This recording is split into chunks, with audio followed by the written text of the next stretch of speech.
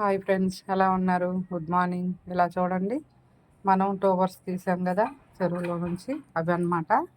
ఇవి వాటర్ ఉంటే చాలు, మనం ఎప్పుడైనా నాటుకోవచ్చు. నేను అందుకని ఏర్లు లోపలికి వెళ్ళేటట్టు వాటర్లో పెట్టా బకెట్లో. ఇంకా విజయవాడ వెళ్ళిన తర్వాత నాటుతాను నేను. ఈలోపు మొగ్గలు చూడండి, ఆ మొగ్గలు ఉన్నాయి కదా, ఆ వెనకాల మొగ్గు ఉంది. ఆ మొగ్గ అంత పెద్దదైన తర్వాత కోస్తారు అమ్మేవాళ్ళు.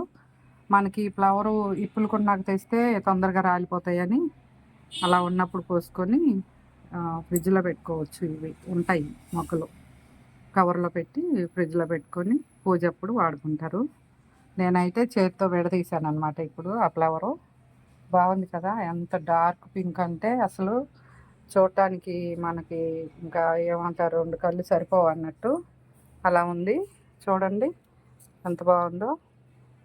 మనకైతే విజయవాడలో నాకు ఇప్పుడు ఆ చుట్టుపక్కల ఎక్కడ మనకి ఇలాంటివి లేవు.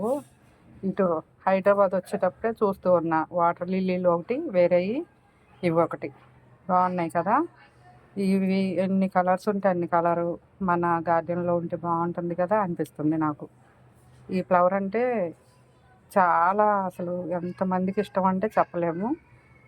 మనం ఇంకా అందరూ ఎన్ని కలర్స్ ఉన్నా కూడా ఈ ఫ్లవరు అంత ప్రత్యేకత దేనికి ఉండదు. అందుకని అందరికీ ఇష్టం ఈ ఫ్లవర్ అంటే.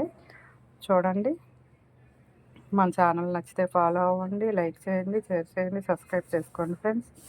ఓకేనా?